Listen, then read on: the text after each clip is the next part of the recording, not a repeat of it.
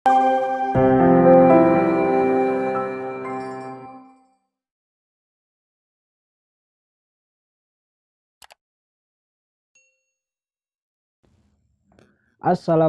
warahmatullahi wabarakatuh. Selamat datang kembali bersama saya Bahtiar Movie dalam channel 1000 Jalan. Pada video kali ini saya akan memberikan informasi mengenai langkah selanjutnya yang harus dilakukan oleh peserta SKB CPNS setelah memilih lokasi ujian, dan ada beberapa hal yang perlu diketahui oleh peserta SKB CPNS terkait pelaksanaan SKB nanti. Jadi buat teman-teman simak terus video ini.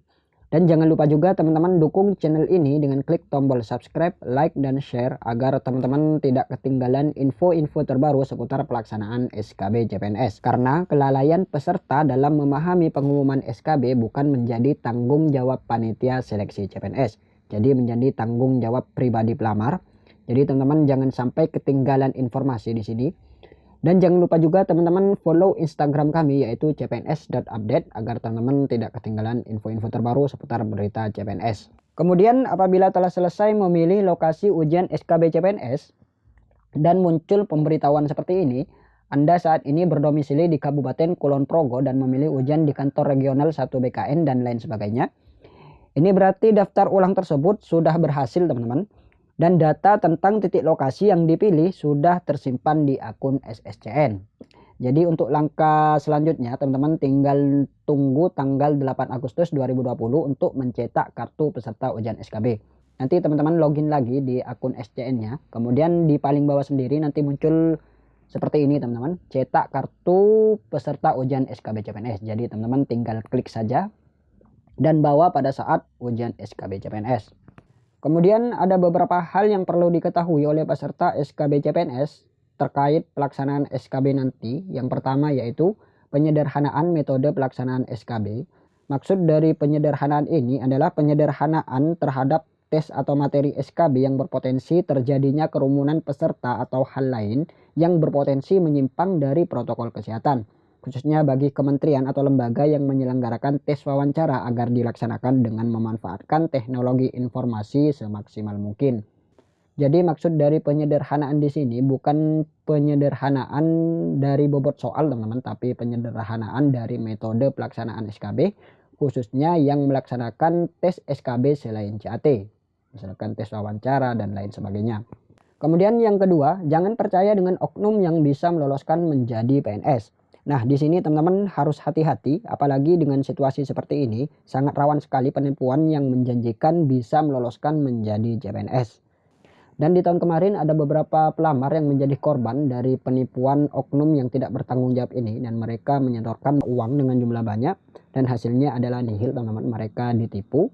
Dan saya harap teman-teman tidak menjadi korban berikutnya karena kelolosan tergantung dari hasil nilai yang diperoleh dari nilai SKD dan SKB yang nantinya akan diintegrasikan dan menjadi nilai akhir kelolosan. Kemudian yang berikutnya, saat mengikuti SKB disarankan tidak membawa barang bawaan selain yang pertama yaitu kartu peserta ujian SKB. Ini wajib dibawa. Dan saya sarankan untuk kartu peserta ujian SKB ini nanti teman-teman print sebanyak 2 rangkap. Ini untuk menjaga-jaga, takutnya nanti terjadi hal-hal yang tidak diinginkan. Misalkan kartunya hilang, basah, dan lain sebagainya. Jadi teman-teman masih memiliki cadangan. Kemudian yang B, membawa KTP atau KK. Ini wajib dibawa. Dan yang C, membawa alat tulis. Ini nanti dibutuhkan pada saat pelaksanaan SKB untuk oret-oret. Kemudian yang D, membawa masker yang menutupi dagu dan hidung. Jadi ini adalah barang-barang yang harus dibawa pada saat pelaksanaan ujian SKB CPNS. Kemudian yang selanjutnya, peserta SKB dianjurkan untuk isolasi mandiri selama 14 hari sebelum mengikuti ujian SKB. Jaga kesehatan dan patuhi protokol kesehatan mulai dari perjalanan sampai menuju titik lokasi ujian SKB. Jadi mulai dari sekarang teman-teman sudah harus jaga kesehatan dan menerapkan pola hidup sehat, jaga jarak dan lain sebagainya, agar nanti pada saat hari H ujian SKB teman-teman dalam keadaan sehat, tidak tertular maupun tidak menularkan virus COVID-19. Karena jadwal pelaksanaan SKB sudah semakin dekat teman-teman, tinggal 1 bulan lagi, jadi persiapkan dengan baik kesehatan dan materi ujian SKB.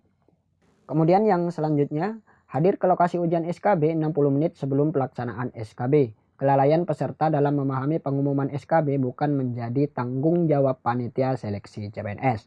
Nah, di sini sebisa mungkin teman-teman hadir minimal 60 menit sebelum SKB dimulai. Dan juga harus pandai-pandai mencari informasi terkait pelaksanaan SKB di instansi yang teman-teman lamar agar tidak ketinggalan info maupun lalai dalam memahami pengumuman SKB.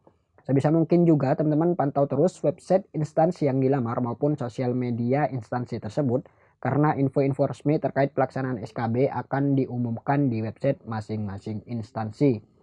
Terutama buat peserta yang memilih titik lokasi di luar daerah instansi yang dilamar. Karena jadwal ujian kemungkinan besar akan mengikuti jadwal di titik lokasi yang dipilih. Karena tiap instansi jadwalnya beda-beda teman-teman. Jadi harus pantau terus. Baik, itulah sedikit informasi buat teman-teman peserta SKB CPNS. Saya harap teman-teman persiapkan diri, jaga kesehatan, dan persiapkan juga materi ujian SKB. Semoga video ini bermanfaat. Wassalamualaikum warahmatullahi wabarakatuh.